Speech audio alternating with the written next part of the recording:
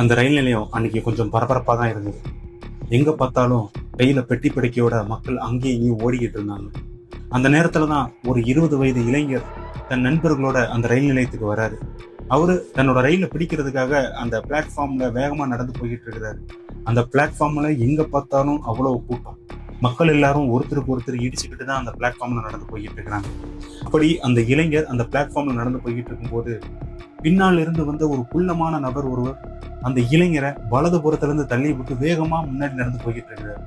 அந்த இளைஞரை அந்த குள்ளமான நபர் தள்ளி விட்ட அடுத்த செகண்டே அந்த இளைஞர் வலியால குடிக்கிறாரு. பக்கத்துல இருந்த நண்பர்கள் எல்லாரும் அந்த இளைஞர்கிட்ட ஏன் இப்படி கத்துற அப்படின்னு சொல்லிட்டு கேட்கிறாங்க. அப்போ அந்த இளைஞர் தன்னோட ஃபுல் அண்ட் ஷர்ட்டை கொஞ்சம் விலகி பாக்குறாரு. அவரோட வலது கை ஷோல்டர் பக்கத்துல சின்னதா ஒரு பிளட் டிராப் ஒன்று இருக்குது. அப்போ அந்த இளைஞர் யாரோ தன்னை ஒரு ஊசியை வச்சு குத்தின மாதிரி இருந்தது, இந்த பார் பிளட் மார்க் கூட இருக்குது அப்படின்னு சொல்லிட்டு தன்னோட நண்பர்கள்கிட்ட அந்த இளைஞர் காமிக்கிறாரு. நம்ம உடனடியாக ஆஸ்பத்திரிக்கு போவோம், அதுக்கப்புறம் நம்ம ஊருக்கு போறதை பத்தி யோசிக்கலாம் அப்படின்னு சொல்லிட்டு அந்த இளைஞர் அவரோட நண்பர்கள்கிட்ட சொல்றாரு. இப்போ அந்த நேரத்துல அந்த இளைஞரோட அண்ணன் சடனா அந்த ரயில்வே ஸ்டேஷனுக்கு வராரு. இதை பார்த்தா அவரோட அண்ணன், நாமெல்லாம் ராஜவம்சத்தை சேர்ந்தவங்க, இந்த மாதிரி ஒரு சின்ன காயத்தை பார்த்து நம்ம பயப்படலாமா அப்படின்னு சொல்லிட்டு இளைஞரை உசுப்பேத்தி விடுறாரு. ஸோ இதை கேட்ட அந்த இளைஞரும் இதுக்கப்புறம் அந்த விஷயத்த பெருசா எடுத்துக்காம கடந்து போயிடுறாரு. ட்ரெயின் ஏறி அவர் போக வேண்டிய ஊருக்கும் போயிடுறாரு. இந்த சம்பவத்துக்கு அப்புறம் 3 நாள் கழிச்சு அந்த இளைஞரோட உடல்நிலை கொஞ்சம் மோசமடையுது. அடுத்த 8வது நாள் இந்த இளைஞர் உயிரிழந்துடுறாரு. அப்படி அந்த இளைஞருக்கு என்ன ஆச்சு, அந்த இளைஞரோட உயிரிழப்புக்கு என்ன காரணம்? 1933 டிசம்பர் 4ஆம் தேதி இந்தியாவில் கல்கத்தாவில் நடந்த இந்த சம்பவம் இந்தியாவை மட்டும் இல்லை, ஒட்டுமொத்த உலகத்தையுமே அன்னைக்கு பரபரப்பா பேச வச்சது. சொத்துக்காக ராஜவம்சத்தை சேர்ந்த ஒரு 20 வயது இளைஞரை தமிழ்ல வெளியான திரைப்பட பாணியில கொலை செஞ்ச ஒரு உண்மை சம்பவத்தை தான் நாம இப்ப பார்க்க போறோம். அதாவது இந்த சம்பவம் இந்தியாவிலேயே நடந்த முதல் பயாலஜிக்கல் மர்டர் அப்படின்னு கூட சொல்லலாம்.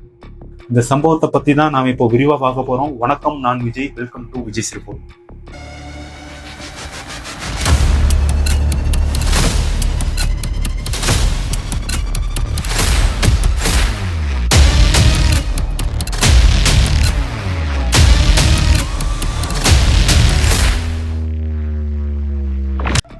இந்த உலகத்துல பலவிதமான கொலைகள் நடந்திருக்கு. அதாவது திட்டமிட்டு உள்நோக்கத்தோட நடத்தப்படுற கொலைகள், திட்டமிடப்படாத சாதாரண கொலைகள், அதுவும் அந்த கொலைகளுக்காக துப்பாக்கி, கத்தின்னு பல ஆயுதங்களை பயன்படுத்துற கொலைகளையும் நம்ம பார்த்திருப்போம். அதே நேரத்துல விஷத்தையும் ஒரு ஆயுதமா பயன்படுத்துற கொலைகளையும் நம்ம பார்த்திருப்போம். ஆனா முதல்ல ஒரு பாக்டீரியாவை, அதாவது ஒரு கிருமியை கொலை ஆயுதமா பயன்படுத்தின ஒரு சம்பவத்தை தான் நம்ம இப்ப பார்க்க போறோம். அறிவியலும் அறிவும் மனித உயிரை காக்கிறதுக்காக தான் இப்போ அந்த அறிவியலும் அறிவும் மனித உயிர்களை காவு வாங்கிட்டு தான் இருக்கு. அப்படி அந்த அறிவியும் வச்சு சாமர்த்தியமா நடத்தின ஒரு கொலை சம்பவம் தான் இது. பிரிட்டிஷ் ஆட்சி காலத்துல, அதாவது இந்தியா சுதந்திரம் அடைவதற்கு முன்னாடி நடந்த இந்த கொலை சம்பவத்தை கல்கத்தா போலீஸ் எந்த ஒரு தடயமுமே கிடைக்காம எப்படி இந்த கேஸை சால்வ் பண்ணாங்க அப்படிங்கிறத நாம இப்ப இதுல விரிவா பார்க்கலாம். 1930 காலகட்டம், இந்தியா சுதந்திரம் அடைவதற்கு முன்னாடி பிரிட்டிஷ் ஆட்சி காலம். மேற்கு வங்க மாநிலம் பகூருங்கிற பகுதியில, இப்போ அந்த பகூருங்கிற பகுதி ஜார்க்கண்ட் மாநில எல்லைக்குட்பட்ட பகுதியா இருக்கு. இதுவே சுதந்திரம் அடைவதற்கு முன்னாடி இந்த பகூர் மேற்கு வங்க மாநில எல்லைக்குட்பட்ட பகுதியா இருந்தது. கல்கத்தாவிலிருந்து 300 கிலோமீட்டர் தொலைவில் இருக்கிற அந்த பகூர் பகுதியில குமார் பிரதாபேந்திரா அப்படிங்கிற ஒரு ஜமீன்தார் வாழ்ந்துட்டு வந்தாரு. இவருக்கு 2 மனைவிகள். இதுல மூத்த மனைவியோட பையன் பேர் பினோயேந்திரா, 2வது மனைவியோட பையன் அமரேந்திரா. இவங்களுக்கு அந்த பகூர்ல நிறைய எஸ்டேட்டுகள், சொத்துக்கள் அதிகமா இருக்கு. இந்த ஜமீன்தாருக்கு கல்கத்தாவிலையும் ஒரு அரண்மனை, பல சொத்துக்கள் நிறைய இருக்குது. 1929 அந்த ஜமீன்தார் குமார் பிரதாபேந்திரா உயிரிழந்துடுறாரு. இவர் உயிரிழந்ததுக்கு அப்புறம் இவருடைய சொத்துக்கள் எல்லாம் அவரோட பசங்களுக்கு போயிருது. இவர் உயிரிழந்த காலகட்டத்துல இவரோட மூத்த பையன் பினோயேந்திராவுக்கு 27 வயசு ஆகுது. 2வது பையன் அமரேந்திராவுக்கு 16 வயசு ஆகுது. அதனால அமரேந்திராவுக்கு முழு சொத்துக்களும் போகல. அவரோட சொத்துக்களுக்கான பாதுகாவலரா அன்னைக்கு பினோயேந்திரா இருந்திருந்தார். அதே சமயம் பினோயேந்திராவுக்கு தன்னோட தம்பிக்கு சொத்துக்கள்ல பங்கு கொடுக்கறதுல துளியும் விருப்பம் இல்லை. அதனால தன்னோட தம்பிய தன்னோட கட்டுப்பாட்டிலேயே வச்சிருந்தாரு. அவர் சொல்றத மட்டும் செய்யற மாதிரி தன்னோட கட்டுப்பாட்டிலேயே தன்னோட தம்பிய வச்சு வளர்த்துக்கிட்டு இருந்தாரு. அதே சமயம் பினோயேந்திரா குடும்பத்தோட செல்வங்களை அனாவசியமா செலவு பண்ணிக்கிட்டு இருந்தாரு. இது அவரோட குடும்பத்தினர் யாருக்குமே சுத்தமா பிடிக்கல. மது மாதன்னு இஷ்டத்துக்கு அந்த குடும்பத்தோட சொத்துக்களை அழிச்சுக்கிட்டு இருந்தாரு பினோயேந்திரா. ஆனா அமரேந்திரா அப்படி கிடையாது. ஒரு நல்லா படிக்கிற பையன், நல்ல பண்பான பையன், பொறுப்பான பையன் அப்படின்னு குடும்பத்தினர்கிட்டையும் ஊர் மக்கள்கிட்டையும் பேரெடுத்து வச்சிருந்தாரு. அதாவது இவங்க குடும்பம் இவங்க தந்தை இறந்ததுக்கு அப்புறம் கொஞ்சம் காலமா கல்கத்தாவில வசிச்சுக்கிட்டு இருந்தாங்க. கல்கத்தாவில அங்க உள்ள அரண்மனையில அவங்க வாழ்ந்துகிட்டு இருந்தாங்க. இந்த நேரத்துலதான் அமரேந்திராவுக்கு 18 வயசு ஆகுது. 18 வயசு ஆனதுக்கு அப்புறம் தன்னோட சொத்துக்கள்ல அமரேந்திரா பங்கு கேட்க ஆரம்பிக்கிறார். ஆனா பினோயேந்திராவுக்கு சொத்துக்கள்ல பங்கு கொடுக்கறதுல துளியும் விருப்பம் இல்லை. அவரும் என்னென்னமோ பண்ணி பாக்குறாரு. ஆனா அமரேந்திரா தன்னோட பங்கை வாங்குறதுல உறுதியா இருந்துகிட்டு இருந்தாரு. இதனால வழக்கறிஞர்கள் பல சட்ட போராட்டங்களை நடத்தி தன்னோட பங்கை அமரேந்திரா வாங்கிக்கிட்டு பங்குலதான் ஒரு பாதி பகூர்ல இருக்கிற சில எஸ்டேட்டுகள். ஸோ அந்த எஸ்டேட்டை பார்க்கறதுக்காக அமரேந்திரா அன்னைக்கு கல்கத்தாவில் உள்ள ஹவுரா ரயில் நிலையத்திலிருந்து பகூருக்கு கிளம்பி போறாரு. இப்போதான் நான் இன்ட்ரோல சொன்ன சம்பவங்கள்லாம் நடக்குது. அதாவது ஒரு 20 வயது இளைஞர் தன்னோட நண்பர்களோட ஒரு ரயில் நிலையத்துக்கு வராரு அப்படின்னு சொல்லியிருந்தேன்ல. அதாவது அமரேந்திரா தான் அந்த இளைஞர். 1933 நவம்பர் 26 ஹவுரா ரயில் நிலையத்துக்கு அமரேந்திரா தன்னோட நண்பர்களோட அன்னைக்கு வராரு. அப்போதான் அமரேந்திராவை ஒரு குள்ளமான நபர் ஒருவர் தள்ளி விட்டு போறாரு. அப்போ அமரேந்திரா கையில ஒரு காயம் ஏற்படுது. அந்த நேரத்துலதான் யாருமே எதிர்பார்க்காதபடி அவரோட அண்ணன் அந்த ரயில் நிலையத்துக்கு வராரு. ஏன்னா இவங்க மட்டும்தான் ஹவுரா ரயில் நிலையத்திலிருந்து பகூர் போறதுக்காக வந்திருந்தாங்க. ஆனா அவரோட அண்ணன் யாரோட அழைப்பும் இல்லாம அன்னைக்கு அந்த ரயில் நிலையத்துக்கு வந்திருந்தாரு. கேட்டா நான் உங்களை வழி அனுப்புறதுக்காக சடனா கிளம்பி வந்தேன் அப்படின்னு அன்னைக்கு சொல்லியிருந்தாரு. ஸோ அப்போதான் அவரோட அண்ணன் அவரோட கையில் உள்ள காயத்தை பார்த்துட்டு, நாமெல்லாம் ராஜவம்சத்தை சேர்ந்தவங்க, இந்த மாதிரி ஒரு சின்ன காயத்தை பார்த்து நம்ம பயப்படலாமா அப்படின்னு சொல்லிட்டு அவரை உஸ்பேத்தி விட்டு அவர் அங்கிருந்து ரயில்ல அனுப்பி வைக்கிறாரு. அவர் பகூருக்கு போயிட்டு அடுத்த 3வது நாள் அமரேந்திராவுக்கு பயங்கர காய்ச்சல் ஏற்படுது. காய்ச்சலோட மறுபடியும் கல்கத்தாவுக்கு திரும்புறாரு. கல்கத்தா திரும்பின அமரேந்திராவுக்கு மருத்துவர்கள் நிறைய பேர் சிகிச்சை அளிக்கிறாங்க. குறிப்பா கல்கத்தாவிலேயே பிரபலமான பல மருத்துவர்கள் அவருக்கு சிகிச்சை அளிக்கிறாங்க. ஆனா சிகிச்சை பலனின்றி 8வது நாள் அமரேந்திரா உயிரிழந்துடுறாரு. அமரேந்திராவோட உயிரிழப்புக்கு நிமோனியா காய்ச்சல் தான் காரணம் அப்படின்னு சொல்லிட்டு மருத்துவர்கள் சிலர் ஒரு சான்றிதழ் வழங்குறாரு. யார்கிட்ட? பினோயேந்திரா கிட்ட. ஸோ இந்த சர்டிபிகேட்டை வச்சுட்டு அவசரமா அமரேந்திராவோட உடலை இந்து முறை வழக்கப்படி எரிச்சிடுறாங்க. அதே நேரத்துல அமரேந்திராவோட இறப்புல அவரோட குடும்பத்தினர்களுக்கு சந்தேகம் ஏற்பட ஆரம்பிக்குது. ஆனா இந்த சந்தேகத்தை நம்ம வெளியில போலீஸ் ஸ்டேஷன்ல போய் ஒரு புகாரா கொடுத்தா நம்மளோட குடும்ப மானம் போயிடும் அப்படின்னு சொல்லிட்டு அவங்க இதை பெருசா வெளியில போய் சொல்லிக்கல, அப்படியே விட்டுட்டாங்க. ஆனா அமரேந்திராவோட உயிரிழப்புல அவங்களோட குடும்பத்தினர்களுக்கு சந்தேகம் இருந்துட்டு தான் இருந்தது. அதே நேரத்துல பினோயேந்திரா நம்ம தம்பி தான் இறந்துட்டானே, இனிமேல் சொத்து ஃபுல்லா நமக்கு தான் அப்படின்னு சொல்லிட்டு அந்த சொத்துக்களை அனுபவிக்க ஆரம்பிச்சுக்கிட்டு இருந்தார். இதுக்கிடையில அமரேந்திரா உடல்நிலை பாதிக்கப்பட்டிருந்த டைம்ல கல்கத்தாவிலே பிரபலமான ஒரு மருத்துவர், அதாவது நளினிங்கிற ஒரு மருத்துவர் ட்ரீட்மெண்ட் பண்ணிக்கிட்டு இருந்திருந்தாங்க. அப்போ அமரேந்திராவோட பிளட் சாம்பிளை கலெக்ட் பண்ணி அதை ஆய்வகத்துக்கு அனுப்பி வச்சிருந்தாங்க. ஸோ இந்த ஆய்வகத்துக்கு அனுப்பி வச்சிருந்த இந்த மேட்டர்லாம் பினோயேந்திராவுக்கு தெரியாது. இப்ப இருக்கிற மாதிரி டெக்னாலஜிஸ்லாம் அப்போ கிடையாது. அதனால அந்த ஆய்வகத்திலிருந்து வர்ற அந்த ரிப்போர்ட்டும் கொஞ்சம் தாமதமாவே தான் வந்தது. அதாவது எவ்வளவு தாமதம்னா, அமரேந்திராவோட உடலை எரிச்சு கொஞ்ச நாள் கழிச்சுதான் இந்த ரிப்போர்ட்ஸ்லாம் வெளியில வந்தது. அப்போ அந்த ரிப்போர்ட்டை படிச்ச அந்த டாக்டர்களுக்கு வெறும் அதிர்ச்சியை காத்திருந்தது. அதாவது அமரேந்திரா உயிரிழந்ததுக்கான காரணம் பிளேக் நோயால தான் அப்படின்னு சொல்லிட்டு அந்த ரிப்போர்ட்ல சொல்லப்பட்டிருந்தது. இது ஒட்டுமொத்த டாக்டர்ஸையும் ரொம்ப அதிர்ச்சி அடைய வச்சது. ஏன்னா 1800 1900 இந்த காலகட்டத்துல இந்தியாவில பிளேக் நோய் அதிக அளவுல பரவி இருந்தது. கிட்டத்தட்ட லட்சக்கணக்கான பேர் இந்த பிளேக் நோயால உயிரிழந்திருந்தாங்க. அதே நேரத்துல இந்த அமரேந்திரா உயிரிழந்த காலகட்டத்துல கல்கத்தாவில ஒரு பிளேக் நோயால பாதிக்கப்பட்ட நபர் கூட கிடையாது அப்படின்னு சொல்லிட்டு அவங்களுக்கு தெரியும். நம்ம கல்கத்தாவில தான் ஒருவர் கூட பிளேக் நோயால கடந்த 5 ஆண்டுகளா பாதிக்கப்படலையே, பின்ன எப்படி அமரேந்திராவுக்கு மட்டும் இந்த பிளேக் நோய் பாதிப்பு இருந்தது அப்படின்னு சொல்லிட்டு அவங்களுக்கு சந்தேகம் ஏற்பட தொடங்கியது. ஸோ இதை பத்தி குடும்பத்தினர்கிட்டையும் சொல்றாங்க. ஸோ அப்போ அந்த குடும்பத்தினர் என்ன சொல்றாங்கன்னா, இது சாதாரணமா இவருக்கு வந்திருக்காது, ஏதாவது திட்டமிட்டு தான் யாராவது இவர் கொலை பண்ணியிருக்கணும் அப்படின்னு சொல்லிட்டு அவங்க சில சந்தேகத்தை சொல்றாங்க. ஸோ இதுக்கப்புறம் டாக்டர்ஸும் அவரோட குடும்பத்தினரும் சேர்ந்து போலீஸ்ல ஒரு கம்ப்ளைண்ட் கொடுக்குறாங்க. அமரேந்திரா உயிரிழந்து ரொம்ப நாள் கழிச்சு தான் இந்த கம்ப்ளைண்ட் போலீஸ் பக்கமே போகுது. ஸோ போலீஸ் இதை வச்சு விசாரிக்க தொடங்குறாங்க. அதே நேரத்துல மருத்துவர்கள் இந்த பிளேக் நோய் தொற்று எப்படி வந்தது அப்படின்னு சொல்லிட்டு ஒரு பக்கம் ஆராய்ச்சியும் பண்ண ஆரம்பிச்சுக்கிட்டு இருக்கிறாங்க. ஃபர்ஸ்ட் இந்த போலீஸ் வந்து முதல்ல அமரேந்திராவோட குடும்பத்துல இருந்து விசாரணை ஆரம்பிக்கிறாங்க. அமரேந்திராவோட குடும்பத்துக்கிட்ட விசாரிக்கும் போது அவங்க சில தகவல்களை வந்து போலீஸ் கிட்ட சொல்றாங்க. குறிப்பா அவங்களுக்கு அமரேந்திராவோட அண்ணன், அதாவது பினோயேந்திரா மேலதான் சந்தேகம் இருக்கு அப்படின்னு சொல்லிட்டு போலீஸ் கிட்ட சில தகவல்களை சொல்றாங்க. இந்த சந்தேகத்தை எப்படி சொல்றாங்கன்னா, அதாவது 1930 அமரேந்திராவும் பினோயேந்திராவும் சுற்றுலா போறாங்க. எங்க மேற்கு வங்க மாநிலத்துல உள்ள தியோகர் அப்படின்னு சொல்லிட்டு ஒரு பகுதிக்கு சுற்றுலா போறாங்க. அப்போ வந்து அமரேந்திராவுக்கும் பினோயேந்திரா ஒரு கிஃப்ட் வந்து கொடுக்குறாரு.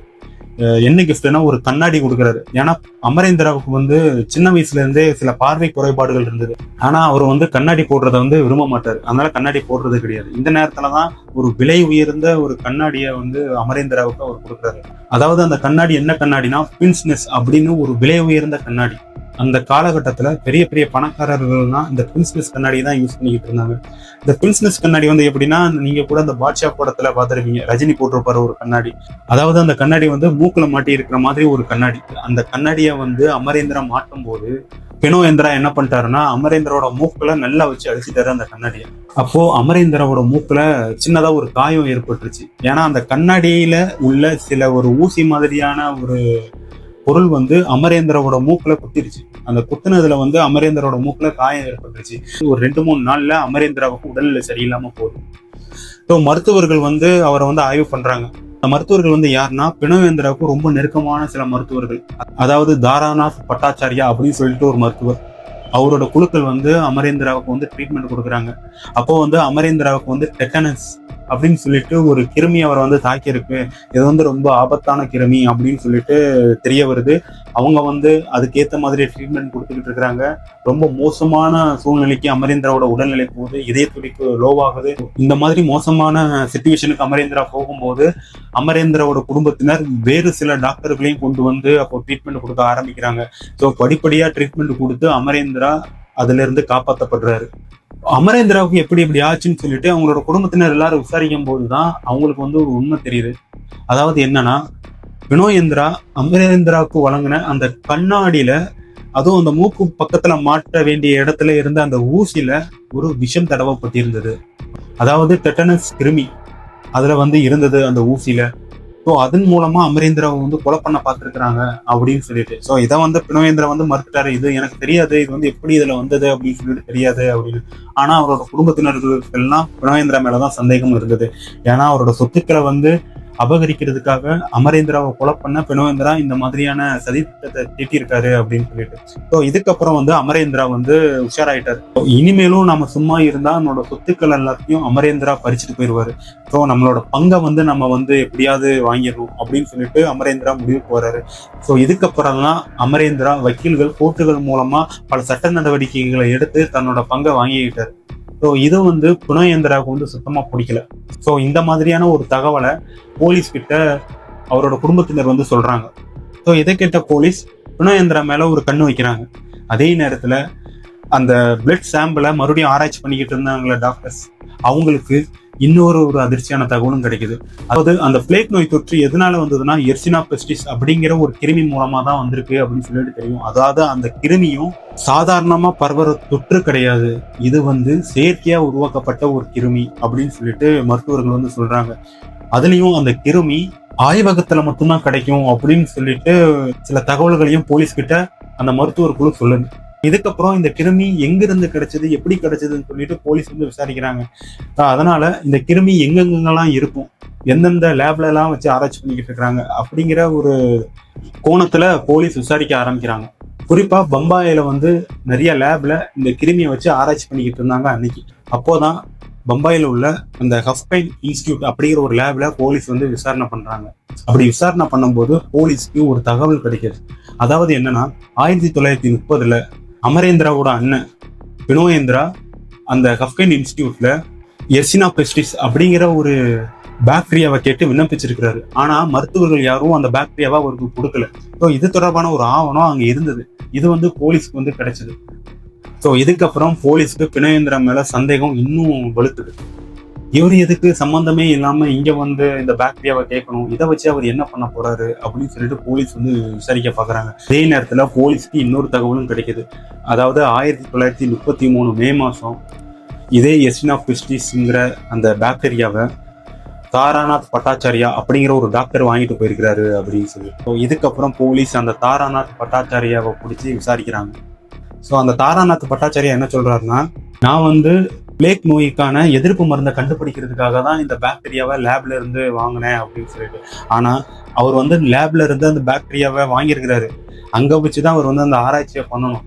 ஆனா அந்த பாக்டீரியாவை கிடைச்ச அடுத்த சில நாட்கள்லயே யாருக்கிட்டையும் சொல்லாம அவர் அங்கிருந்து எஸ்கேப் ஆயிருக்கிறாரு.